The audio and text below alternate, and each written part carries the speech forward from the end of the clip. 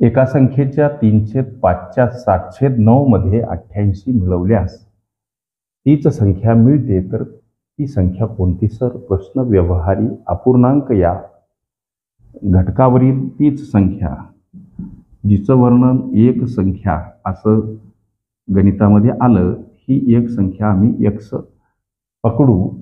लक्षात घ्या, एका संख्येच्या 3/5च्या 7/9 मध्ये 88 मिळवल्यास तीच संख्या मिळते. हे वर्णन समीकरणबद्ध करायचं कसं? एक संख्या एका संख्येच्या, त्यासाठी एक संख्या म्हणजे x हे चलपद गृहीत धरा. अर्थात x च्या म्हणून गुणाकाराचं चिन्ह, 3/5 परत च्या म्हणून गुणाकाराचं चिन्ह, 7/9 मध्ये 88 मिळवल्यास उत्तर तीच संख्या म्हणजे जी आम्ही x म्हणून गृहीत धरली. अशा पद्धतीची ही मांडणी जमावी.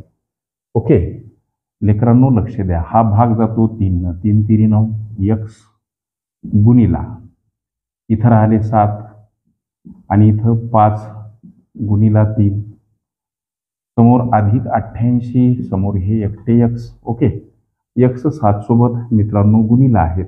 हा गुणाकार 7x आणि छेदस्थानी 5 आणि 3चा गुणाकार 15 अधिक 88 समोर हे एकटे x. 7x छेदस्थानी 15 एकटे करा. x कडे जाताना हे 88 आधा वजा मांडा.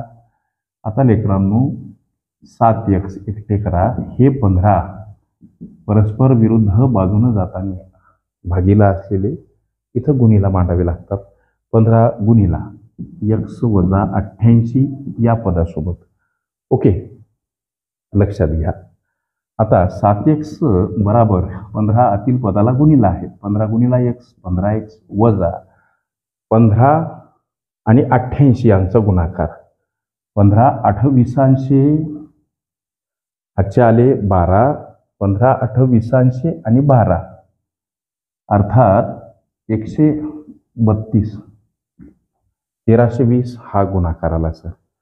लक्षात घ्या. गणित पुढे घेतो. 7x बराबर